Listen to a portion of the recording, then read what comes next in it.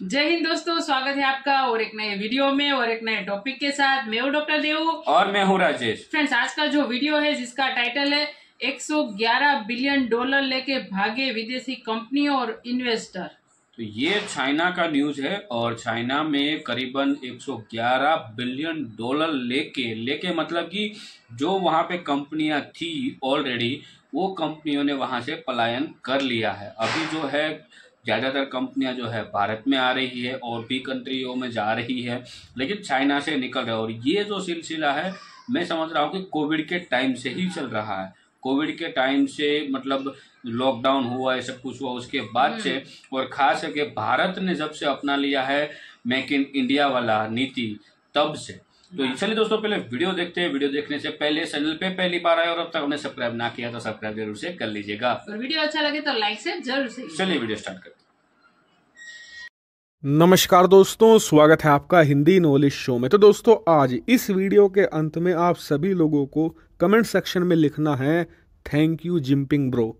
जी हाँ, क्योंकि हमें थैंक करना चाहिए, क्योंकि चीन के राष्ट्रपति शी जिनपिंग अगर ये भस्मासुरी फैसला ना लेते और अपने ही देश के लंका ना लगाते तो हमारे देश को इतना फायदा ना हो पाता। और मैं ये क्यों कह रहा हूँ, आप खबर जान लीजिए, खुद समझ जाएंगे। दरअसल कल शाम की वीडियो में मैंने आपको बताया था कि चीन के अंदर पहली बार इतिहास में ऐसा हो रहा है कि इन्वेस्टमेंट निगेटिव में चला गया है। यानी कि देश के अंदर पहले पैसा ज्यादा आ रहा था, कम बाहर जा रहा था, लेकिन अब उल्टा हो गया है, पैसा ज्यादा बाहर जा रहा है और दूसरे देश के लोग या कंपनियां चीन में पैसा कम लगा रहे हैं।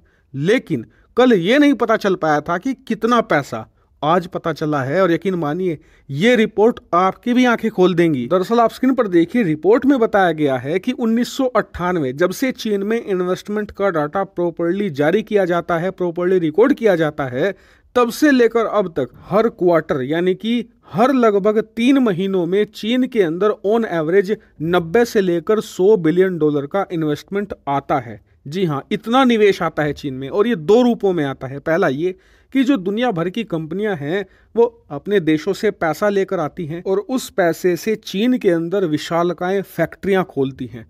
चीन के अंदर अलग अलग अपने स्टोर खोलती हैं, अपने ब्रांड के मॉल खोलती हैं, अलग अलग प्रकार की चीज़ें करती हैं। यानी कि चीन में पैसा वो दबा कर लगाते हैं। दूसरा रूप होता है इन्वेस्टमेंट, यानी कि जो चीन की देसी कंपनियां हैं उन्हें पैसा देते हैं दुनिया भर के बड़े बड़े निवेशक, बड़ी बड़ी फाइनेंशियल कंपनी, और उस पैसे का इस्तेमाल करके चीन की जो देसी कंपनियां हैं वो खुद की फैक्ट्री लगाती हैं, अपने नए नए प्रोडक्ट बनाती है और जो प्रोडक्ट हैं उन्हें बढ़िया बनाती है और फिर लार्ज स्केल पर उन्हें तैयार करके दुनिया भर में बेचती है। उससे जो प्रॉफिट होता है वो अपने निवेशकों के साथ वो शेयर करते हैं। तो ये दो रूप हैं और इससे चीन की अर्थव्यवस्था आज की तारीख में इतनी विशालकाय बन चुकी है। लेकिन पिछले क्वार्टर में यानी कि पिछले 3 महीनों में जो हुआ है वो चीन के इतिहास में आज तक नहीं हुआ। दरअसल इनके देश में इन्वेस्टमेंट आना तो छोड़िए, उल्टा जो पहले पैसे लगाए गए थे वो वापस जाने लगे हैं। यानी कि जो 100 बिलियन ऑन एवरेज इन्हें पैसा मिलता था दुनिया भर के देशों से, वो खत्म।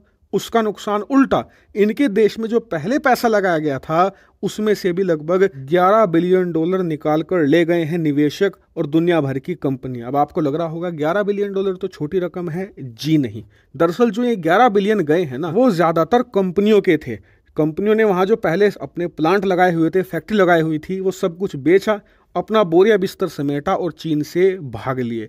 इसी वजह से चीन को पैसे का तो नुकसान है ही, साथ ही फैक्ट्रियां बंद हुई हैं, उसमें हजारों लाखों लोग बेरोजगार हुए हैं, वो भी नुकसान है। और इसीलिए इसे चीन के लिए सबसे करारा झटका माना जा रहा है। और आने वाले 3 महीनों पर यकीन मानिए पूरी दुनिया की नजर है, क्योंकि अंदाजा ये जताया जा रहा है कि आने वाले 3 महीनों में चीन को इतना भयंकर नुकसान होगा जो आज तक चीन ने कभी उम्मीद भी नहीं की थी। और यहीं पर भारत को खुश हो जाना चाहिए। क्यों?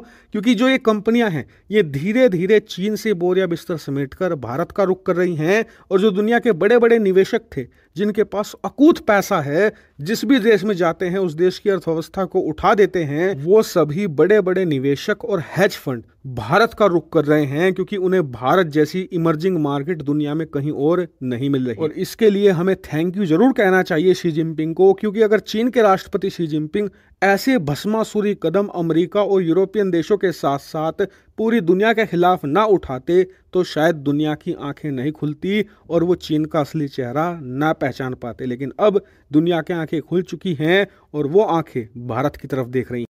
तो ये कूटनीतिक तौर जो था मोदी जी का, ये कहीं ना कहीं काम आ रहा है, ये समझ में आ गया है।